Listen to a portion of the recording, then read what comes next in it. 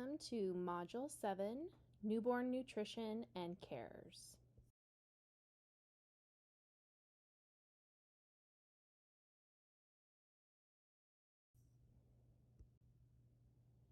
Here are the chapters we'll be covering during this module, Chapter 11, Chapter 16, and Chapter 18. Please pause here and review the learning objectives for this module. Okay, so while I said this is newborn nutrition and cares, the nutrition of a baby starts in utero, and so it's important for us to talk about pregnancy and postpartum nutrition of the mother because that does directly impact the nutrition of the newborn.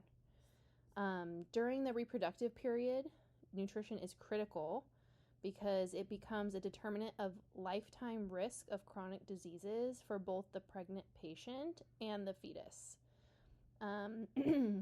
Pre-pregnancy weight and diet will affect the uterine environment that directly affects the future birth weight and the infant's health into adulthood. So the goal of nutrition during pregnancy is to have optimal weight gain that's going to aid in the healthy growth of the fetus, and that's going to directly reduce complications. Complications associated with nutrition include preterm birth, congenital anomalies, risk for miscarriage, gestational diabetes, the baby being small for gestational age or SGA. It puts patients at higher risk for maternal hypertension disorders, and then neurocognitive developmental issues for the baby. Promoting maternal nutrition during pregnancy will hopefully continue as the patient transitions postpartum. The nurse can help to educate mothers on adequate nutrition, which includes taking a prenatal vitamin during pregnancy and a postnatal vitamin during the first year postpartum, especially if you're breastfeeding because you need those extra nutrients. Iron and folic acid requirements are a must, and it ensures a healthy developing fetus in addition to ensuring a mother is not anemic at delivery. This aids in preparing for the blood loss that happens in either a vaginal birth or a C-section, and it will prevent maternal complications in the immediate postpartum period. If our patient's anemic coming into their delivery, it puts them at a significantly higher risk if there's even the slightest bit of blood loss. So we want to make sure they're set up for a healthy delivery. I think of nutritional needs during pregnancy and postpartum like a baby is a leech. While I know that's not the prettiest thing to compare a fetus to, the newborn is essentially doing that, and the fetus too. It's a good descriptor because the baby is going to get the nutrition that it needs and to survive. So that's going to leave the mother depleted and at risk for potential complications long term. As you can see, I also talked about neural tube defects in the fetus, which we'll cover later on in high-risk newborns. But taking folic acid helps to prevent that as well. Calorie intake goes up significantly when you're pregnant, and it also stays elevated during lactation because you have to support the calories that it takes to make milk 24 hours a day, 7 days a week. So as you can see here, a non-pregnant patient is expected to take 1,800 to 2,200 calories a day, while pregnant and lactating goes up significantly. So patients need to be aware that they are okay to eat more calories, but you want to make sure they're eating the right calories. Pregnant and lactating women need to be very aware of what to include in their diet, but also what to avoid. For instance, during pregnancy and postpartum, it's not the time to begin a weight loss journey. That can put a woman at a calorie deficit and put the pregnancy at risk. If breastfeeding, it can also cause a significant drop in the milk supply if you're trying to lose weight. So while we're working on supporting the nutritional needs and promoting good choices, patients need to be aware that this is not the time for weight loss. Some women may naturally lose weight while pregnant if they begin to make better food and exercise choices, but they should also be ensuring that they're getting the right caloric intake to stay safe. Foods with high levels of mercury, like fish or shellfish, should be avoided, as well as processed or prepared foods like hot dogs, deli meat, soft cheeses, because of the risk of listeria. Listeria is a bacteria that can pass through the placenta and cause problems for the pregnancy and the growing fetus.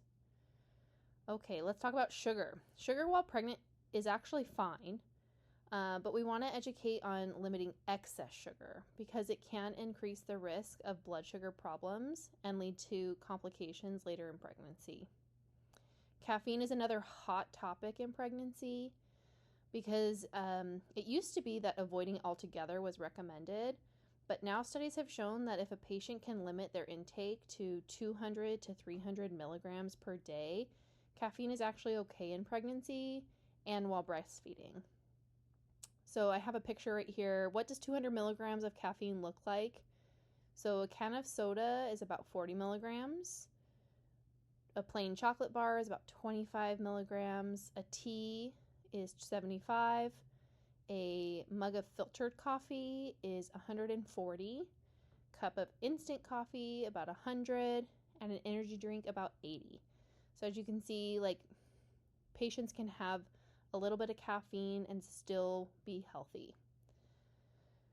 Finally, we want patients to be aware that alcohol consumption while pregnancy should be avoided completely to ensure the safety of the growing fetus. Breastfeeding patients should be aware that alcohol consumption can cross into the breast milk and to avoid feeding their baby if they feel intoxicated. Patients used to be told to pump and dump if they drank any alcohol, but new recommendations are to wait a minimum of 2 hours to breastfeed after consumption of one drink.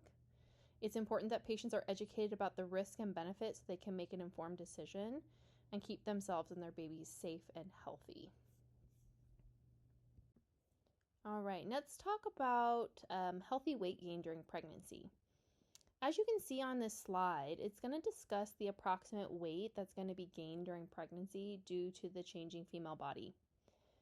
Weight gain is not simply just the baby growing in the belly.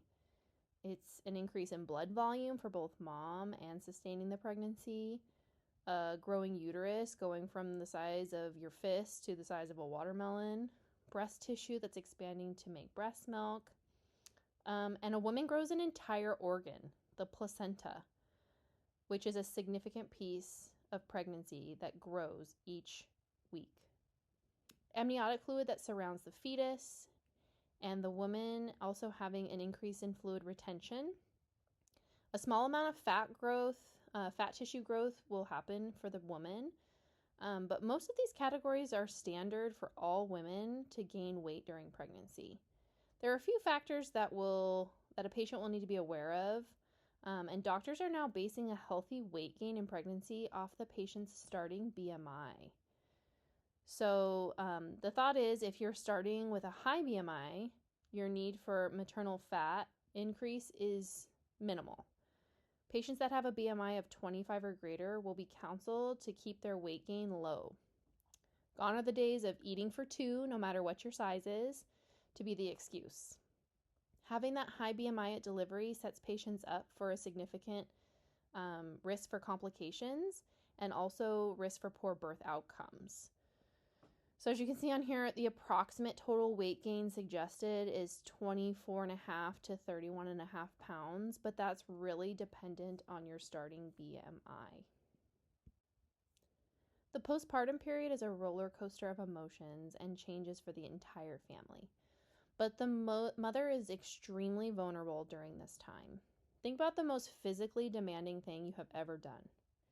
And then think about right after you finish that, what did you need and want to do? Most people are probably thinking either eat something or sleep. Okay, now think about a mother who just labored for potentially days or had a C-section, which is a major abdominal surgery.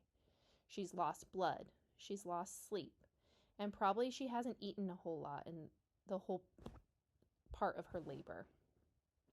Now she has this little human that's crying most of the day and needs to eat every 2 to 3 hours around the clock, sometimes more often than that.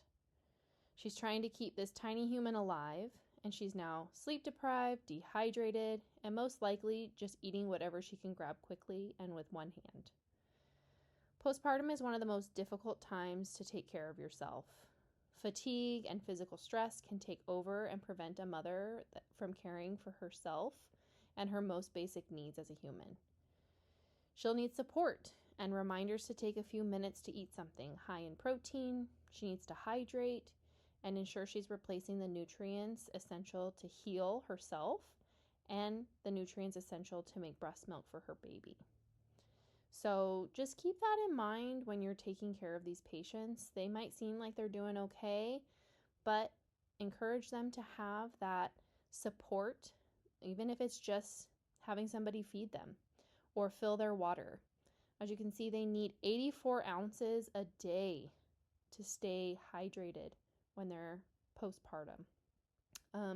Simple things like prepping beforehand is helpful, but not everybody does that. So always ask your patients what they have lined up for their postpartum journey and if they have support available to help make sure they're eating. One of the most challenging aspects of postpartum is deciding on a feeding method for the mother and for her newborn. It's also an extremely hot topic and one that can bring up pretty heavy emotions. Let's get into the feeding options. First, families can choose to breastfeed, they can formula feed, they can pump with bottle feed, or they can do a combination of all of these things. Feeding a baby is not a one-size-fits-all. It's a unique experience for each family unit. Now, with that being said, our hope and goal is for everyone to breastfeed. So it's going to be encouraged during prenatal, intrapartum, and postpartum periods. Healthy People 2030 has breastfeeding exclusively for 6 months as one of the nationwide goals. Why is breastfeeding so important? Well, for one, breast milk is literally a living organism. It's full of cells that can help grow baby's immune system, develops gut health, aids in their digestion, and obviously provides life-sustaining nutrients. Any amount of breast milk can help a baby to be healthier and protected while they develop. Additionally, breastfeeding aids in bonding and attachment with the mother. Often breastfeeding is done while skin to skin, which provides other benefits to the newborn like comfort, decreasing stress hormones, thermal regulation, blood sugar regulation, and obviously nutrition. Lastly, breastfeeding is free. Formula can get pretty expensive and breast milk is with you anywhere you go. So this is a very small overview of why breastfeeding is important and encouraged to all the patients. Now, with that being said, I think breastfeeding is super, super important, but not everyone is going to breastfeed, even if they know all the benefits. Even with every educational thing that we do, even if every family member or friend or person on the internet tells them they're supposed to, there are factors that can affect the choice to breastfeed, and they're wide-ranging, and they can include cultural differences. For example, some cultures believe that colostrum, that first milk, is actually dirty and shouldn't be given to the baby. So if you don't latch the baby right away, breastfeeding is a supply and demand situation. So it can lead to a delay in latching the baby, which in turn prevents you from developing your mature milk.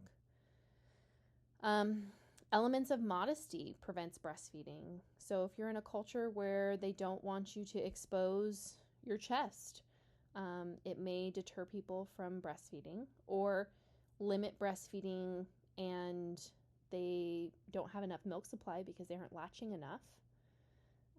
Dietary beliefs in the beginning during postpartum can even impact milk supply.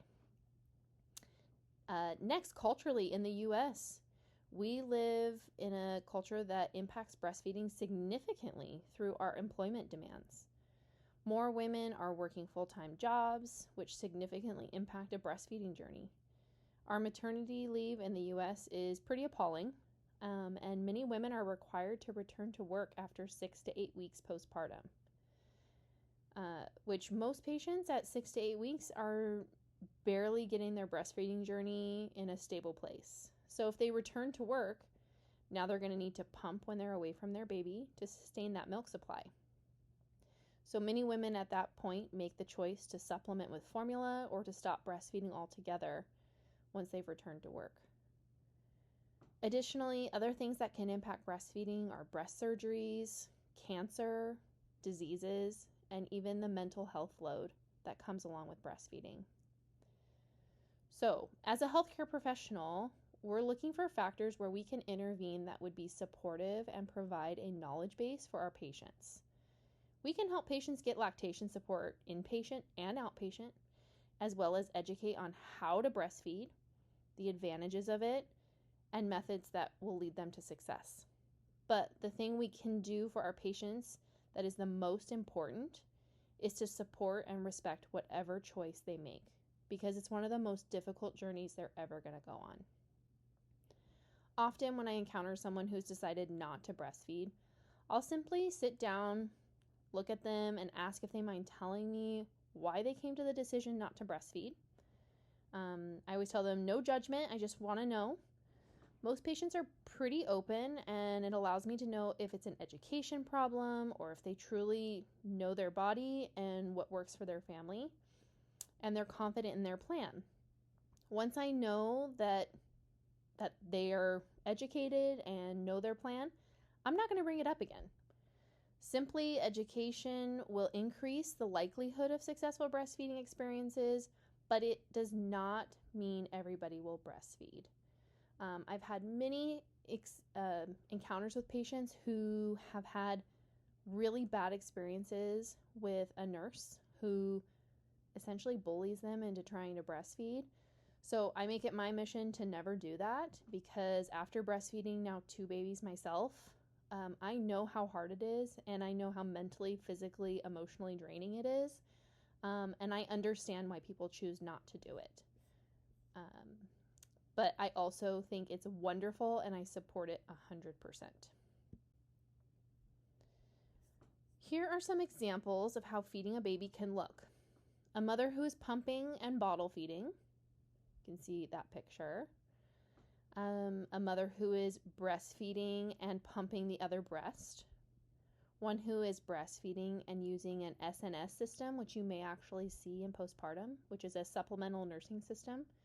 This is used for a baby who maybe isn't getting quite enough milk from the breast yet, but the mother's trying to keep the breastfeeding journey going. And finally, there's a baby who's getting a tube feeding. Again, this journey to feeding a newborn is not a one-size-fits-all. Each baby has their own set of needs, and some mothers are unable to meet those needs with breastfeeding alone. It can be very complex and plays a toll on the mental health of the mother. Like I said, from my own personal experience, I absolutely loved breastfeeding, but it was a huge contributing factor to my postpartum anxiety and depression. So mothers need extra special love and support as they embark on this journey to feed their newborns. Here are some dads being supportive of their partners by taking on a feeding for that baby. Bottle feeding can be bonding for them as well. 2 of these photos are a little humorous, obviously, because one dad has a picture of the mother taped to his head to essentially trick the baby into taking the bottle from him. Another one has a simulated breast model for his baby. Overall, the goal here is a healthy mom, a healthy baby, a thriving family, and however we can support them, we got to do it. Okay, so to breastfeed or not to breastfeed? So what are contraindications to breastfeeding? Mothers who are taking illicit drugs, recreational drugs like opiates, methamphetamines, PCP, cocaine, any alcohol, drinking alcohol regularly, they should be advised that they need to avoid breastfeeding. Additionally, some antibiotics, chemotherapies, immunotherapies, or heart medications that are prescribed to patients may be recommended not to breastfeed while taking. That's something that you would discuss with your primary care and OBGYN prior to initiating breastfeeding. There's lots of resources now that patients can reference to see if it's safe to breastfeed with certain medications. There's actually a website that my lactation consultant uses called elactancia.org, where you can enter anything into the search and see if it's okay to breastfeed. I'm sure there's other sites as well. Now, other areas that would be contraindicated to breastfeeding would be an active HIV infection, where the patient's not on their ART therapy, an active herpes lesion on the breast, newborn metabolic conditions like galactosemia, Mpox, which is related to smallpox, brucellosis, active TB or chickenpox. When in doubt, reach out to determine if breastfeeding is safe. But most of these patients know if it's contraindicated prior to doing it. Okay, so where do we get this push for breastfeeding from? Well, the American Academy of Pediatrics recommends that a full-term newborn breastfeeds exclusively for 6 months after birth. That means no supplemental formula, just breast milk alone. And they also recommend that it should continue through the first year of life and beyond, as long as the mother and baby are both still happy doing it. Sometimes mom wants to stop, sometimes baby wants to stop, but as long as they're mutually happy with it, they want them to continue. So right here I have some statistics from the CDC from 2022.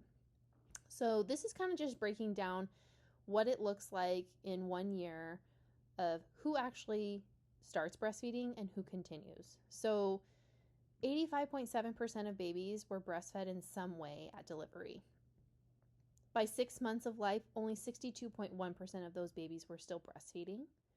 And at 1 year, only 40.8% of babies were breastfeeding. Now, 22.9% of babies got supplemental formula within the first 2 days of life, which means they were not exclusively breastfed. So that just kind of shows you how strong the statistics are as the babies and how hard breastfeeding is. That leads us to the last one. 17% of mothers stop breastfeeding within the first month of life. Why is that? It's because breastfeeding is really, really hard. As you can see, these statistics from the CDC, most women start out with the plan to breastfeed their babies, but the demands of sustaining that breastfeeding, cultural influences, and the need to return back to work, there's quite a steady decline of babies that are continuing to receive that breast milk past 6 months of life. So our job as nurses is to set out to help these patients with the education, the resources, and the help to help them be successful with their breastfeeding journey. Okay, so something you might actually hear when you're in clinicals is that Loma Linda is actually a baby-friendly hospital. Now, what is baby-friendly? The Baby Friendly Initiative is a global program that was developed by the World Health Organization and UNICEF in 1991 to improve maternal infant health by promoting breastfeeding and increasing the exclusive breastfeeding rates in our hospitals. For a facility to become baby-friendly, they must meet strict criteria that promotes breastfeeding and provides excellent care to mothers and babies. Essentially, the facility gets a gold star after going through extensive planning and training. Having a baby-friendly designation is extremely appealing to patients because they feel like the staff will be knowledgeable and supportive during their feeding journey. The nurse is responsible for protecting, promoting, and supporting breastfeeding when it's appropriate. So on here you can see one of the big things that's followed is the 10 steps to successful breastfeeding. So there's policies, staff competencies yearly that they have to do. There's classes that are offered for patients. Care right after birth, trying to keep baby skin to skin. They don't want to supplement. We want to room in so babies don't go to the nursery anymore. We want to have support of mothers that breastfeed. So you want to make sure you have lactation available to them. You want to teach them responsive feeding, limiting bottles and pacifiers. So you don't want to have any supplemental nipples. So we don't actually provide any pacifiers unless it's for procedures. So if a patient asks for a pacifier, that is not baby friendly, so we do not provide them. They can use their own if they brought one from home. That's totally fine. But it's not something that we provide. And then lastly, support at discharge, so that if they go home, they have all the resources necessary to have a successful breastfeeding journey. So again, just for you to understand what the patients are expecting from a facility that's baby friendly, the breastfeeding education and support is going to begin during pregnancy. It's very hands-on while they're inpatient, meaning the nurses all need to be educated on breastfeeding so they can jump in and help even if they are not lactation. There's going to be special considerations for uninterrupted skin to skin. So you'll see they'll go straight from delivery onto mom's chest, and they are not removed for the first at least hour. They get that golden hour of skin to skin. Our goal is not to remove them to do any procedures, any weighing, measuring until after the first hour or the first breastfeed. Like I said, babies aren't going to the nursery anymore. We used to have nurseries full of babies. No more. They stay with mom all the time. And the staff is going to be educated and able to expertly help with latching, feeding, and support when they go home. Breastfeeding positions. It's not as easy as it looks. In the first few days after birth, patients are often extremely overwhelmed, as well as obviously sleep deprived. This is the most critical time for breastfeeding, and it's the time when the nurse needs to spend one-on-one time with each patient to ensure they're understanding how to feed, all the types of positions they can do, and when to seek further help. Breastfeeding seems pretty easy. Put the baby to the breast and they're going to latch. Unfortunately, it often takes time, patience, and trial and error before a patient is actually successful latching. Okay, so let's talk about some common breastfeeding positions. No matter what position is chosen, the mother and the infant must both be comfortable to have a successful feed. Some of these positions take practice, and some are dependent on the size of the baby and the mother's mode of delivery. For example, if they had a C-section versus a vaginal delivery, it might be more beneficial. But some of them are a little more complicated and take practice. So let's go into the specific feeding positions. Cross cradle and cradle position are what most people think of when they hear breastfeeding positions. They're kind of the classics. Both are pictured here. The top picture is a cradle hold where the baby's head is supported by the mother's arm. This position can be quite challenging for a brand new mom and in the newborn phase. It's great as the baby gets older and is more coordinated at the breast. It can also be great in public because it's going to allow the most coverage and it's pretty discreet. Cross cradle is the same as cradle, except the mother supports the baby's head with their hand and brings the baby to the breast while supporting the breast tissue with their other hand. So it's pictured here in the middle. You can kind of see mom's holding baby's head with her right hand, bringing baby to her left breast and using that left hand to support the breast tissue. It's going to allow the mother to control the latch. Both positions allow for skin-to-skin contact, eye contact during the feed, aids in digestion due to the semi-upright position. Mothers might need a little bit of support because arm strain is something to consider when you're feeding a baby for 20-30 minutes during one breast session. The next position on here is going to be that football hold. This is where the mom is going to control the baby's head in their hand and then put the body tucked under their arm on the same side, like a football.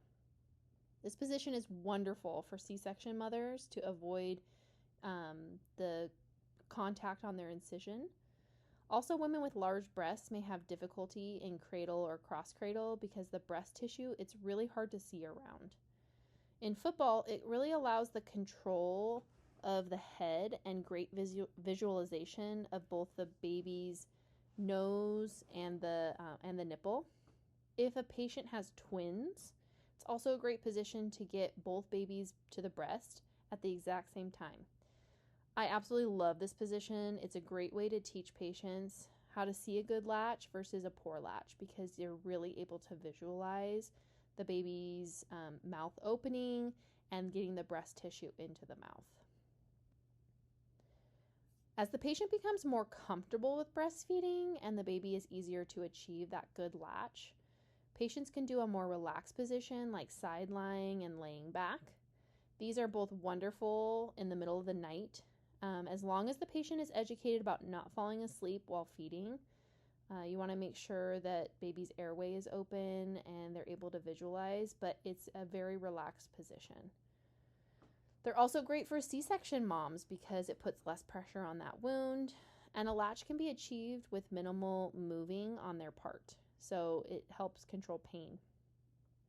Babies can be skin to skin during this, and it allows for great eye contact. Babies that are having difficulty latching can benefit from this position because it allows them to latch very naturally, is like in the laid back position. It allows them to lift their heads and adjust and to get more comfortable, all on their own terms. With the more passive positions, it can be helpful if mom has a really fast milk flow because the baby can back off as needed. The lactation consultant I went to described a heavy milk flow as trying to drink out of a fire hose and not being able to move away from it. So this position can give that baby the freedom to break the latch until they're able to handle that faster milk flow as well. Across the lap is becoming a very popular position because it allows the mother and the baby comfort and support during the feed. A breastfeeding pillow is one of the best inventions ever. You may have heard of a pillow called a boppy or my breast friend that are used to bring the baby up to the breast and hold the weight of the baby. Many of my patients are actually starting to bring their pillows, their breastfeeding pillows, to the hospital to ensure they're comfortable during every single feed. I myself would take mine absolutely everywhere. I have two. I would have one in the car and one in the house, and then at home I have one upstairs and one downstairs. I had them everywhere just in case I needed it. Something that I noticed is how much it helped with temperature regulation. You don't think about this, but the babies are hot, and when you're doing skin to skin, you can both get really sweaty, and the postpartum hormone shifts cause moms to sweat a lot, and having this barrier is super beneficial to preventing both mom and baby from getting overheated. Okay, when teaching a patient how to breastfeed, it's important to walk them through step by step. First thing, both the woman and the baby must feel safe and relaxed for feeding to go well. You got to encourage them to go to a quiet, comfortable, and relaxed environment. Maybe in a rocking chair, laying in their bed, or supported on a comfy couch. Wearing breastfeeding friendly clothes helps to reduce stress and have the breast easily accessible. Hydration is key. If the patient's not hydrated, they will be unable to produce breast milk. It's also interesting when the baby latches, often it triggers the mom to be super hungry or thirsty. So I always tell patients have a full water and snacks within reach at all times, because at some point you're going to be trapped and you're not going to be able to grab your water or a snack while you're doing that feed. It might help them to have calming music on or something that's going to make them laugh. Once the environment is in the right place, the baby will be much more receptive to that feeding. Like I said earlier, breastfeeding is a supply and demand situation. So the more the baby is at the breast nursing, the more milk that will be signaled to be produced. In the first few days, newborns tend to cluster feed because their tummies are so small. And they're trying to signal the mother to produce that mature milk that comes between day 3 and 5 post-delivery. So often, babies will have just finished latching and 30 to 60 minutes later be ready for another breastfeeding session. We educate mothers that the baby should feed every 2 to 3 hours, but to be honest, it's often much more frequent than that. Watching for hunger cues is going to be essential for all parents to learn and ensure they're feeding on demand, not just watching the clock. I found that when we tell patients a certain time frame, they will be like, oh, my baby or just fed an hour ago. I'm not going to feed them for another hour, but they're sitting there screaming. So that's when we go, okay, is there a dirty diaper? No. Okay, I think they want to feed again. So feeding them on demand is actually the most important thing you can do when breastfeeding. Okay, babies obviously can't speak to communicate their needs with caregivers. They use their cues to communicate, and it's the job of the caregiver to learn their baby's cues to best meet their needs. Babies will be engaged using eye contact, they'll be calm, awake, and this is when they're looking for caregivers to talk with them, play with them, snuggle, and most likely feed them. Once the babies become disengaged, they're no longer making that eye contact. They are probably fussy, they may be overstimulated, tired, or have a dirty diaper. This can also mean that the caregiver missed a hunger cue or a sleepy cue, and the baby is now overly hungry or overly tired. Now parents need to run through the list of potential needs continuously throughout the day. I always say start with checking the diaper, then ask how long since the baby ate, how long since the baby slept, and last, does the baby need some snuggles? Most of the time when you go through that list, something is going to be right until you learn your baby. Here is a quick video about the early signs and the late signs of hunger cues. Once a baby is crying, parents have most likely missed the early signs that help bring the baby to the breast successfully. So go ahead and go to the slides and click the link to play this video so that you can reference it, okay? Next, once the baby is on the breast, it's super important to then assess the quality of that latch. Is it a deep latch? Is there a shallow latch? Is it painful? If that latch is not good, it's always better to break the latch because it can cause some long-term problems. Now, in the very beginning, when I say painful, there is some discomfort that does happen with breastfeeding, especially if you've never breastfed before, and those early newborn latches can be a little bit uncomfortable. One of the lactation girls I used to work with used to describe it as the first time you wear a new pair of shoes or high heels, you got to break them in a little bit. So that first few weeks of latch, you're essentially breaking in the nipple to the baby's mouth.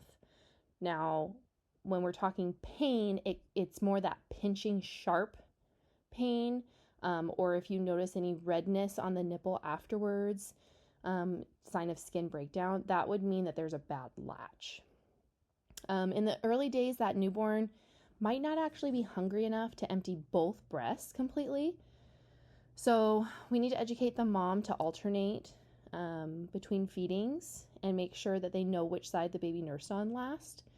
So it ensures that there's a supply and demand that's equal.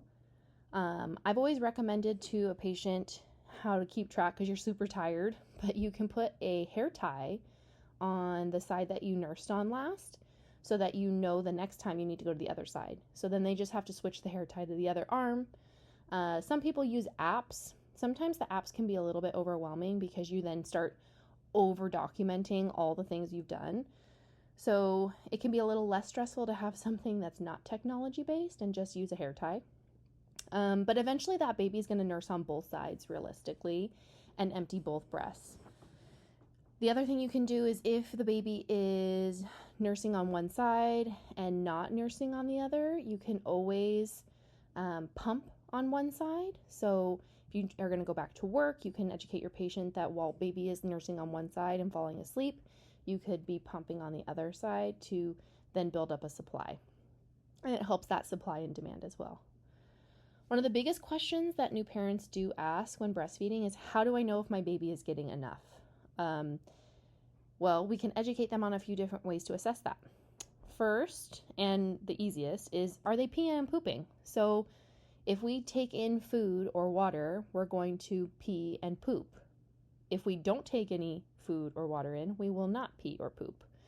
So we educate that baby should have 1 pee and 1 poop on day 1, 2 pees, 2 poops on day 2, and so on until day 5. After day 5, that baby should be having at least 6 wet diapers and 2 to 5 loose yellow stools each day. As the milk supply goes up, the output should also go up.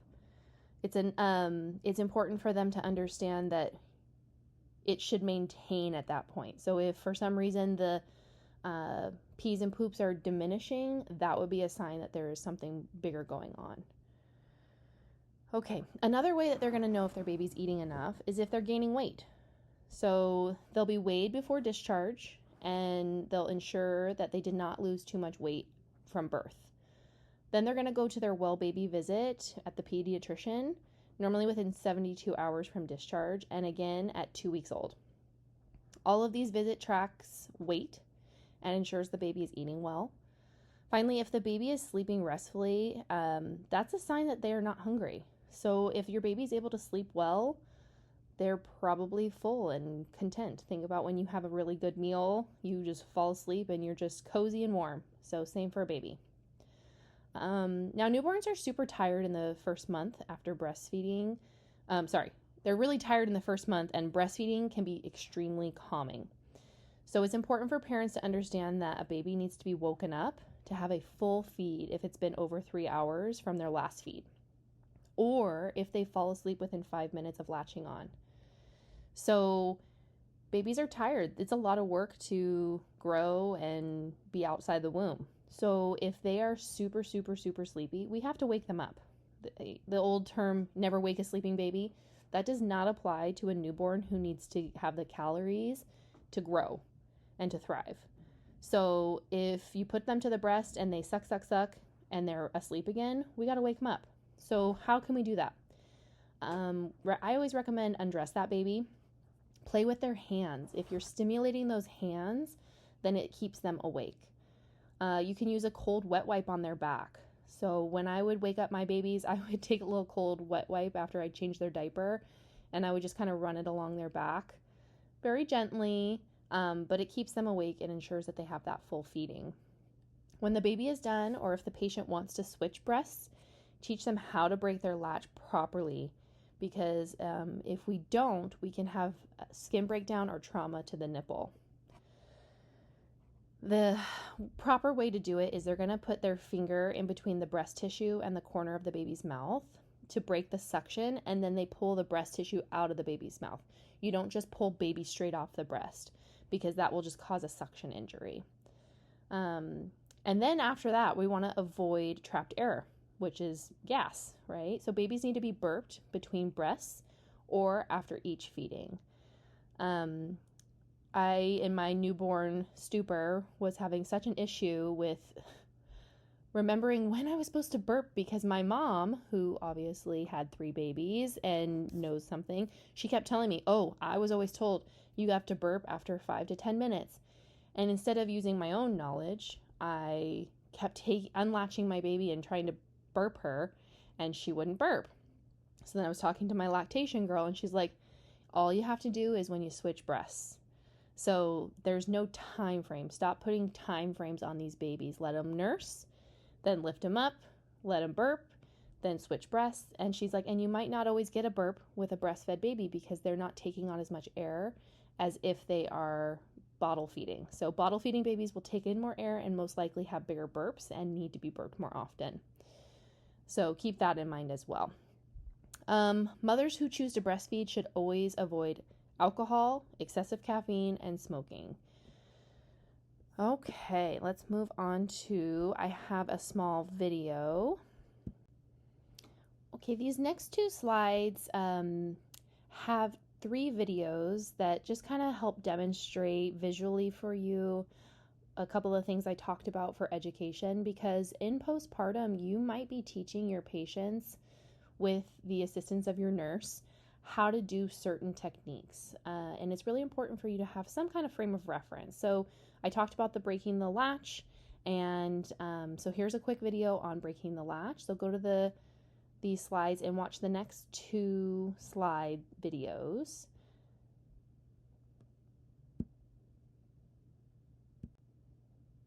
These ones right here are about burping. So There's so many different ways to burp a baby, and actually over the shoulder is not always the best position for most babies, especially newborn phase. So go ahead and watch these ones as well so you can have some tips for your patients.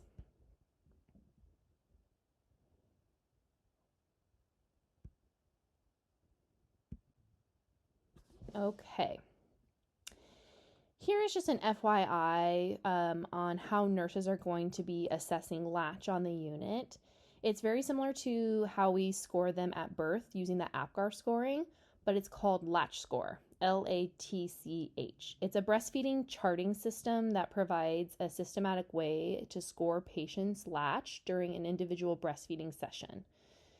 It helps the nurse to see which areas need intervention so that proper interventions can be done, and education to encourage continued breastfeeding. So the higher the patient's score at discharge, the greater the chance of successful breastfeeding. We're not going to be testing you on a latch score. Like, we're not going to be giving you all the things and having you score them.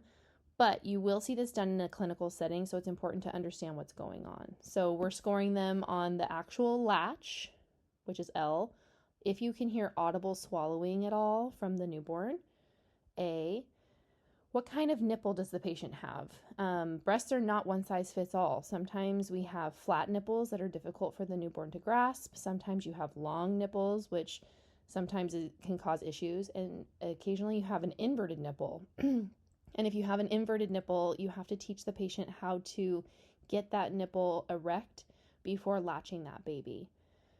So as you can see, there's a little picture on the side. It just gives you a diagram of that not all breasts are created equal. The other thing is, how do we know that breastfeeding is going well?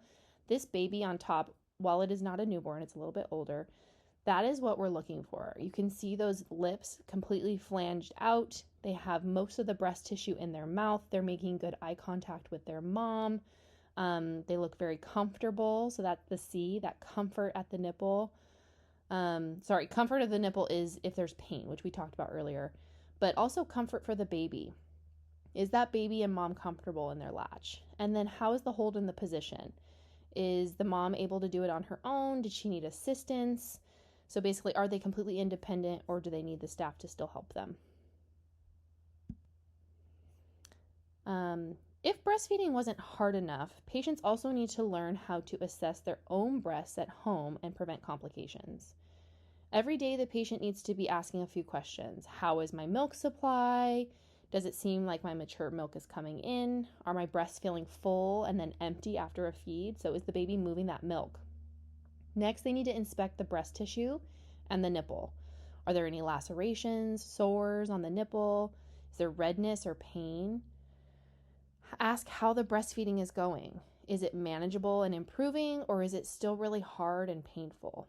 Lastly, patients need to be educated on the symptoms of common complications associated with breastfeeding, including cracked nipples, engorgement, and mastitis. These conditions were discussed in significant detail during Module 4 by me, so please go back and reference those slides in Module 4 for a more detailed explanation and how to treat them, because we're not going to go over that right now. But side note, often if there are cracked nipples, it's a sign of a poor latch, which can be due to a lip or a tongue tie. This is something that a lactation consultant, pediatrician, or pediatric dentist can assess.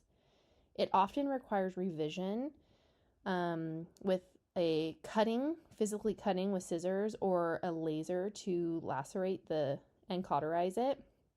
It will improve the latch for a long-term breastfeeding journey, but not every baby has it, and some babies adapt with it. So if they do have a lip or a tongue tie, they can adapt, but we're talking about a baby who's not adapting. Another unique way to help a newborn achieve a better latch is through using chiropractic care. Childbirth can cause tightness and tension, and it will limit the newborn's mobility at the breast. So chiropractic, along with lactation, can help really, really improve breastfeeding for patients. And not everybody knows to use them. So educate your patients on, or your family members or friends, to look for more help, because you're not alone. Maternal stress can be a huge factor in lactation. The stress hormones directly impact the prolactin and oxytocin response, which allows for milk letdown and reflux to occur. So if a patient is struggling emotionally, they're going to need education on how to increase their oxytocin levels to increase milk production. They can do breast massage, nipple stimulation, see, hear, smell, or touch their baby, or request a back massage from their significant other while they're trying to latch. Things that are calming, positive, and bring patient joy will allow for a better breastfeeding session. So as you can see over here, this is like completely relatable to me. So somebody asking, how are you? And you're saying, I'm fine. But the reality is, look at how overwhelmed this patient is. They're tired. They're terrified. I'm sorry I had this baby. Not really. I mean, I love my baby, but I don't feel good. I don't know what I'm doing. I can't think straight. I don't even recognize myself. I just don't feel like myself. I'm irritable all the time. I'm miserable much of the time, and I cannot breathe. If that's all going on in somebody's head, it will absolutely impact their breastfeeding journey, their milk supply, and their bonding with their baby. So keep that in mind for your patients as well. Okay, so there are going to be patients who choose not to breastfeed, or there are going to be contraindications to breastfeeding for some patients, and they will not be able to breastfeed. So in these cases, it's important that our patients are educated on how to suppress the lactation. It's going to take 5 to 7 days to accomplish it completely. It's going to be uncomfortable, and they're going to need the proper education to make it manageable. So we discussed how milk production is supply and demand, but it's also triggered by hormones at delivery. Even without stimulation, the patient's going to have their milk come in between day 3 and 5 post-delivery. They're going to need to be prepared with a supportive bra from day 1, and they're going to wear it for 24 hours a day to have comfort and support. We need to educate that they don't bind their breasts because it can actually clog milk ducts and cause mastitis. So binding of the breast is not encouraged. To manage the discomfort as their milk comes in, they will be able to take Tylenol. They can use cold compresses. They can even use cabbage leaves, which I've discussed in the previous lectures. Medications like decongestants, Sudafed, they can impact lactation. So we want to educate everybody about that. If you want to breastfeed, do not take Sudafed if you get sick. If you don't want to breastfeed, you can take Sudafed to help dry up your milk supply. But that is a medication, so with a grain of salt. We want to encourage them to stay super hydrated and remind the patient that no breast or nipple stimulation can occur, even in the shower. So simply just taking a shower, the water touching the breast can stimulate milk supply. So we have to make sure they feel educated and understand what can cause the milk to continue to come in. In earlier slides, we discussed that that a patient may need to utilize equipment in aid their breastfeeding journey. In that newborn phase, the latch can be difficult, it could be painful, and there could be wounds on the nipple. So if that's the case, some lactation consultants may encourage the use of a nipple shield to assist with the latch and help the tissue to heal. So that upper right picture, that is a nipple shield that the patient has on, and the baby, that is a newborn, and it's going to help assist that baby. So it can also be helpful if a woman has flat or inverted nipples and the baby's having difficulty to get that latch. Nipple shields are not something you should use long term, so they should be actively working with a lactation consultant if they are using that nipple shield. Another tip for helping to avert the nipple is using a manual breast pump. It can be easily accessible and a quick way to stimulate the nipple, making a latch easier. Manual breast pumps can also be helpful if a patient is trying to build a milk supply for when they go back to work. They can have they can nurse on one breast and then use the manual pump on the opposite side to collect the letdown. Now moving on to a more in-depth equipment that they may use is a hospital-grade electric breast pump. It essentially replaces the baby completely and the goal is to empty the breast. This is helpful for mothers whose baby are in the NICU, those who do not want to physically breastfeed but want to give breast milk, or women who return to work and are away from their baby. Another type of pump that is extremely popular right now is a wearable pump. It fits right into the women's bra. The actual pump and milk storage containers are built into a very discreet system, and it makes pumping hands-free, portable, and easy to do anywhere. Now, with that being said, hospital-grade pumps are, like I said, our goal is to empty the breast completely. Sometimes these portable wearable pumps they're fantastic, but they might not be strong enough to empty the breast completely. So patients who are strictly using a wearable pump may not be able to sustain their milk supply with just that stimulation. So they need to be aware that they need to have a primary pump that is hospital grade, and they should maybe have the secondary pump, which is the wearable. Even with widespread knowledge of breastfeeding being the most desirable method for feeding newborns, we discussed that not everyone's going to choose or is able to choose breastfeeding. It's amazing that we have an alternative method that can nourish our babies. So with that being said, parents need to be just as educated about formula feeding as with breastfeeding. These infants are going to grow much faster than breastfed infants due to tendency to be fed higher volumes, and there is higher protein content in formula. This means parents need to really understand hunger cues and often need to offer a bottle less frequently than the breast. So every 3 to 4 hours versus the 2 to 3 hours with the breastfeeding. Formula can also be different based on the brand or type that the parents choose. There are premixed formulas. There are some that require parents to reconstitute with water before administering. Another consideration is choosing the proper nipple and flow rate for the age of the baby. So we want to ensure the flow rate isn't too fast and the baby is in the right position during bottle feeding to aid the baby being healthy. So you can see over here I have a couple pictures. There is formula that is powder that has to get reconstituted. There is a formula that is in a ready-made bottle. So all they have to do is unscrew the cap and put on a nipple, and they can feed the baby directly from that. And then there's also the concentrated liquid that is in a can, and then you add a small amount of water to it to dilute it. So with that being said, there is lots of methods for formula, and parents need to be very educated on what they're doing so that they're giving their proper amount of nutrition to the baby. And then choosing the right nipple is super important. As a baby gets older, they can handle a heavier flow. So you start out with a preemie flow with the tiny babies, and then you move up as the baby gets older and more efficient. Parents are often taught how to do paced bottle feeding, and you'll most likely learn how to do this when you do your NICU rotation, because you will probably feed quite a few babies. A lot of times you get to be with the growers and the feeders, and you get to bottle feed all day long. So there's many different guidelines to follow and provide safe formula for an infant. So going through specific details during postpartum is essential because it's recommended that infant formula be given for the first year of life. So they need to be very prepared to feed their babies. Here is a video I want you to go to in the slides and watch about how to feed your baby in a paced bottle feeding. This prevents them from overfeeding.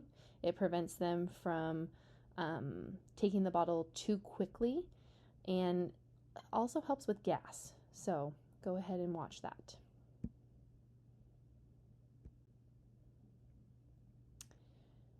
Okay, so during infancy, energy, protein, vitamins, and mineral requirements per pound of the body weight are higher than any other time in life.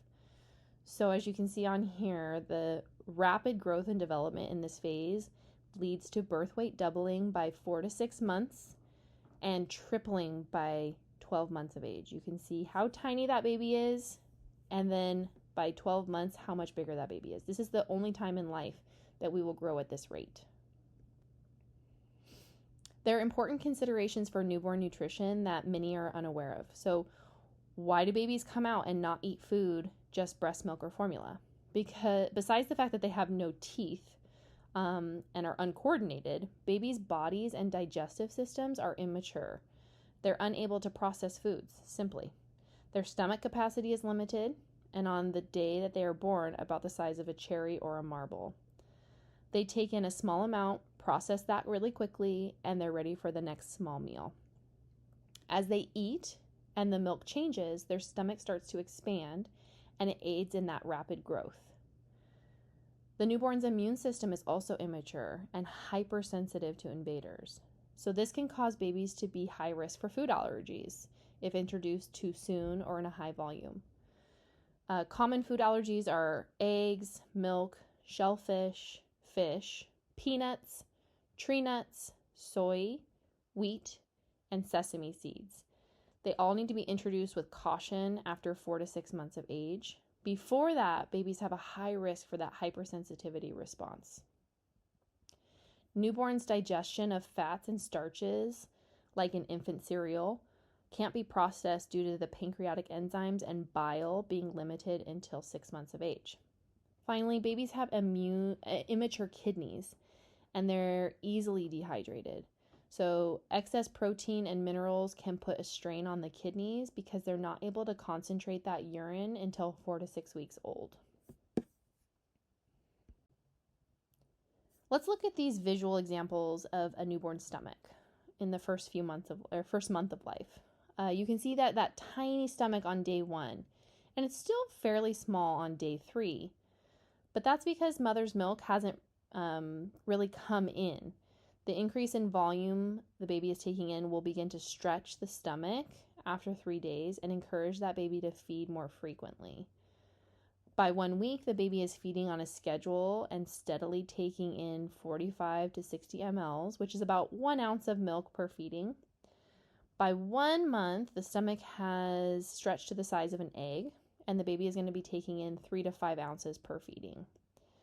Using a visual like this is a great way to educate our patients about the importance of not overfeeding their baby.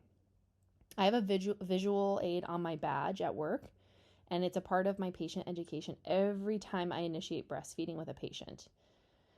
I would say most patients have no idea how small the stomach is, and it's a great teaching opportunity, so use that.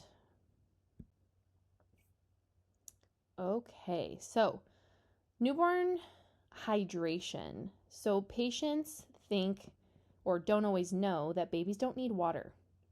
They are getting all their fluid needs met through breast milk for the first 6 months of life. So their requirement for newborn and infancy is 100 to 150 mLs per kilogram per day. And that is fully met through a good newborn latch with breast milk or with offering formula every 3 to 4 hours. So do not supplement with water.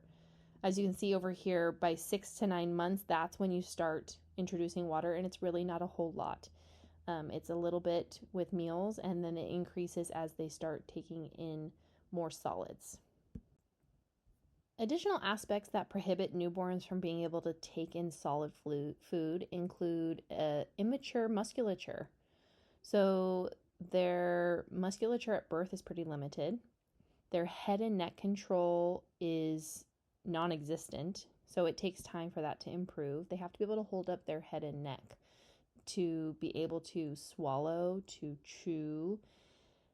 Before offering them food, we want to make sure they're able to sit up unassisted, they're able to grasp objects, and they can chew. Also, they don't have any hand-eye coordination as a newborn. So all the things that we do in the first few months of life, before 4 to 6 months, giving them tummy time, giving them playtime with objects, teaches them how to eat. So by 4 to 6 months, the reflexes as a newborn disappear. Their head and neck control is intact. They're able to sit and be fed safely.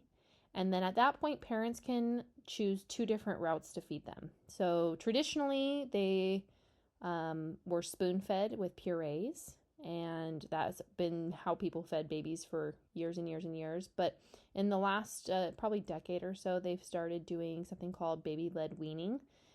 And this is where you just start offering babies large pieces of food, and they almost teeth on them, chew on them, and it helps them learn their mouth. It helps them learn to bite. It helps them control the feed themselves. Some say that they learn how to eat much faster with it. So you can do one way or the other, or you can do a little bit of both. So it's really parent preference.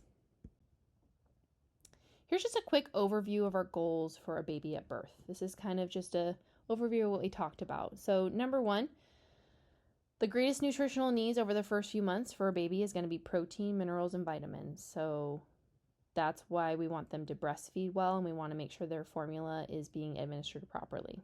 They need approximately 110 to 120 calories per kilogram per day. Breast milk and formula is approximately 20 calories per ounce, or 30 mLs. Their recommended feedings is 8 to 12 feedings in a 24-hour period.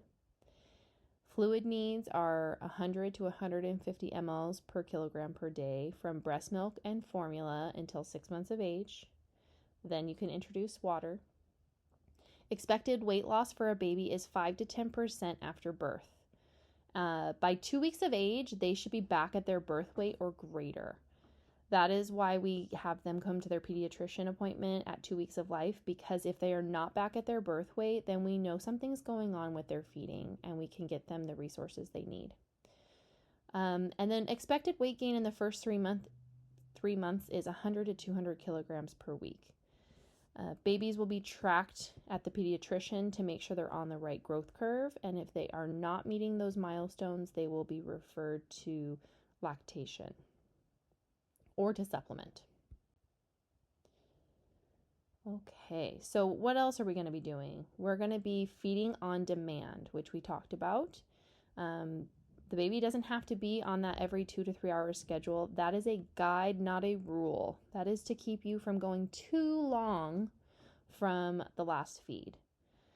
But most likely you're going to be feeding more often than that.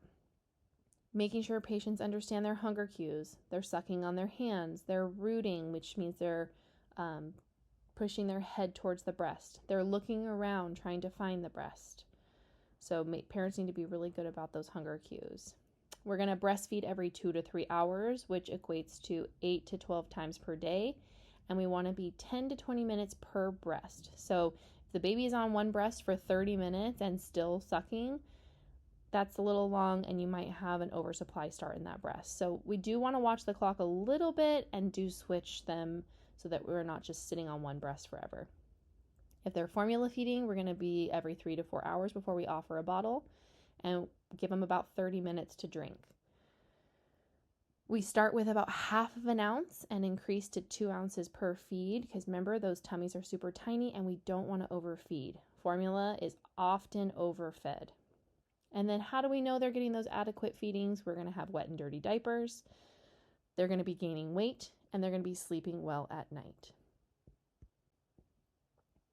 Okay, so we're going to go ahead and talk about something that you're going to witness postpartum. These are our newborn screening tests, and they have to be done prior to discharge.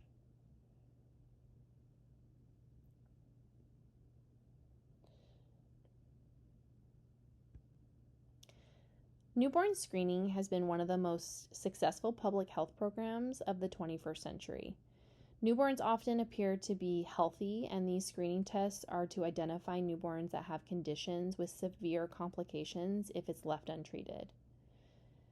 The test is done as close to 24 hours of life, and if they're untreated, we can have brain damage, intellectual disability, and potentially death. All we have to do is a simple heel stick and collect blood. So pretty simple way to screen for these things. Common screening tests are going to include sickle cell disease, congenital hypothyroidism, cystic fibrosis, and inborn errors of metabolism like phenylketonuria, PKU, and galactosemia. These disrupt the carbohydrate and protein metabolism, which can lead to a toxic accumulation and can be deadly for the baby. The test is actually referred to often as PKU. That's how I always knew of it. But the test is only referred to as a PKU because it was actually the first condition for which the newborn screening was developed for. But now each state is going to determine what it's going to screen for. And in California, we screen 80 conditions. So that's why it's not always just called a PKU anymore, but you may still hear it from nurses who know it as only that. But it is the newborn screening test. But this is amazing because 1 in 600 babies are going to be born with a genetic condition or a metabolic condition that can be found early and then initiate treatment. So if they do this newborn screening, send it off, and you never hear anything, no news is good news. So how is a newborn screening test done? Here's an example of the form that's used in California. Close to 24 hours of life, the nurse is going to ensure the baby is comfortable, fed, diaper changed, and place on a heel warmer for a few minutes. I like to swaddle the baby and have just 1 foot out. It's going to help control the movements during the heel stick. You can see in the picture that there are 6 little tiny circles that need to be filled.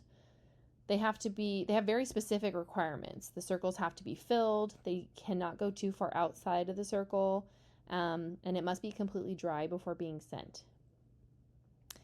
They also want it sent as soon as possible for processing. So they actually send these a couple times a day off to the lab. You may be able to jump in and assist during your clinical rotation with a newborn screening test, so now you are at least aware of how it's done.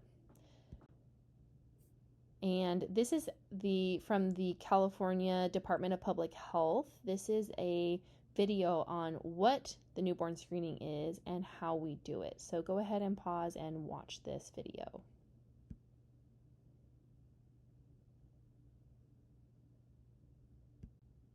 Another newborn screening test that you're going to see before babies are discharged is the hearing test. In the U.S., 1 to 3 out of 1,000 newborns have a hearing problem. So it doesn't necessarily mean it's because the parents are deaf or they have a familial history of deafness. It could be genetic, but it could be an associated syndrome of something else. It could be due to a prenatal infection. I think we talked about that a few modules ago, that some of the infections pregnant women get can cause deafness. It could also be from a teratogenic effect from a medication or a toxin during development of the ears. So we want to make sure we screen these babies prior to leaving the hospital. Any kind of delay in the screening, so if baby didn't get the screening in the hospital and then months later we find out they have a hearing issue, it can really affect their development, their cognitive development, their academic performance, and obviously their language. So our goal is to detect it before 3 months of age. So go ahead, this video right here is how we do a newborn hearing screening and the different methods for how it's done. The third newborn screening test that you're going to see in the hospital is the CCHD, which stands for Critical Congenital Heart Disease Screening. This test is actually not covered in your textbook, but it is mentioned in one of the chapters, but it's not covered in detail like it is here. But I thought it was super important for you to understand what it is, why it's done, and this video is super informative. Let's talk about some discharge teaching. Parents are only in the hospital for 18 to 48 hours now. They used to be a week where they would learn all the things and have lots of help, but now they are in and out so quickly.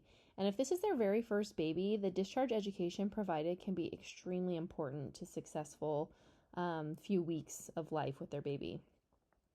Here's going to be the most important topics that need to be discussed before discharge from the hospital. We want to talk about diapering, making sure we know when the diaper is dirty. It has a yellow line on the front. When it's wet or dirty, it turns blue. So having that quick little check to know if they need to change the diaper. But also we want to change frequently. don't want to leave our babies in pee and poop. We can cause skin breakdown or diaper rash or fungal infections, so we want to make sure they're changing frequently. And in the first few weeks, we want to make sure they're folding that edge of the diaper down, the front edge, to prevent it from touching the umbilical cord or having the cord inside the diaper to prevent infections. With the umbilical cord, you cannot submerge it in a bath until it falls off completely. And even once it falls off, you want to make sure that the wound is healed. So making sure they understand not putting their baby in a bath and that it's 7 to 14 days before that cord is going to fall off. We don't want to pull it, tug it. If it looks like it's about to fall off, let it fall off naturally. Most of the time it falls off because babies wiggle out or during changing it falls off. So making sure they understand how often or how long the cord is still going to be on. If a baby boy has a circumcision, how to keep it clean and dry, using petroleum jelly to keep it from sticking to the diaper, but not over applying because then the diaper will not absorb any of the urine and then you just have pee going everywhere. So that's very important. The ABCs of sleep. Babies should always be alone in their bassinets. You don't want to have stuffed animals, loose blankets, bumpers. It's not even recommended that babies have hats on anymore after the first 24 hours of life, once their temperature is regulating on its own. They should be on their back, no longer on their tummy or on their sides. They should be flat on their back, and they need to be in a crib. So the American Academy of Pediatrics recommends that babies are alone in a crib and they are not co-sleeping in the bed. Patients can choose to do whatever they want, but they do need to be educated that their recommendation is to be in a crib. We never leave the newborn unattended. We keep choking or strangling objects out of reach. And we never put a baby on an elevated surface without our hands on them. While they cannot roll or crawl yet, they do move and they can fall off.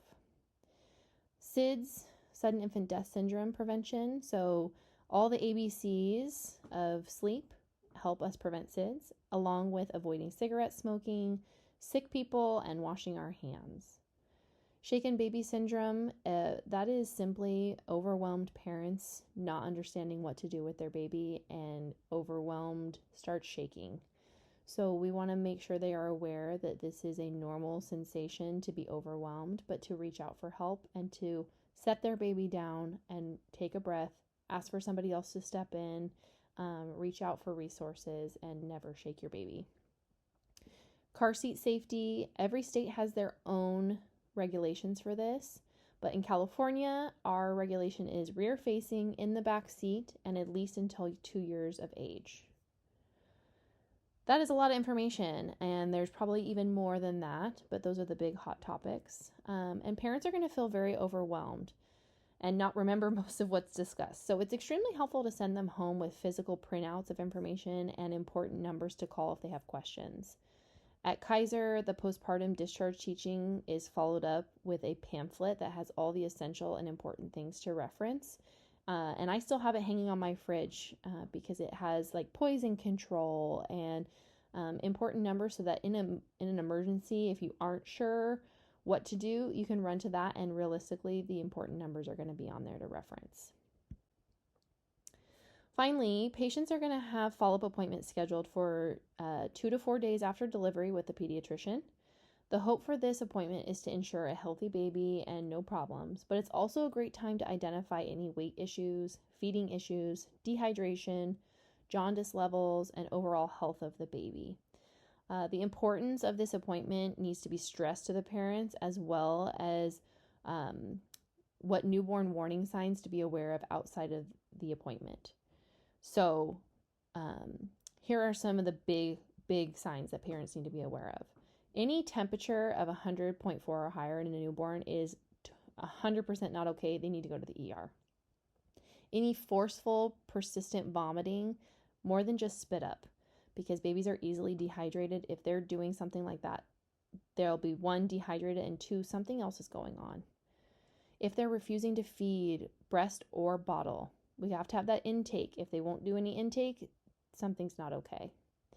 If they're not moving or weakness, babies are sleepy all the time, but there is a difference between sleepy and just lethargic, not moving. If they have a weak suck or they're unable to suck for long periods of time, sometimes that's a sign of cardiac issues. So they need to be evaluated. If they're having 2 or more green, watery diarrhea stool. Poop in the beginning for a baby is normally like sticky and then transitions to kind of like a mustard color and consistency. So if it's watery and green, they could have a bacterial infection.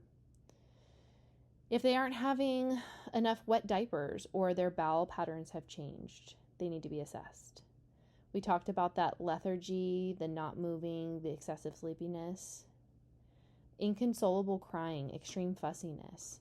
So they sometimes have gas but they should always resolve the irritability. One of the big things that happens is hair tourniquets. So patients will go into the hospital with a baby that's inconsolable, hasn't stopped crying, won't have anything, won't relax.